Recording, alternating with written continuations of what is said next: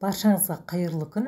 Қант диабетінің екінші түрімен ауыратын адамдарға арналған жемістерден жасалған салат дайындайтын боламыз.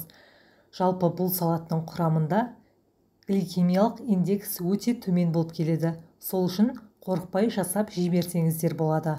Ол үшін бізге киви, алма, алмұрт, апельсин, анар қажет болады. Барлығын 4 бұрыштап турап, йогурт қосып араластырып жесеңіздер болады.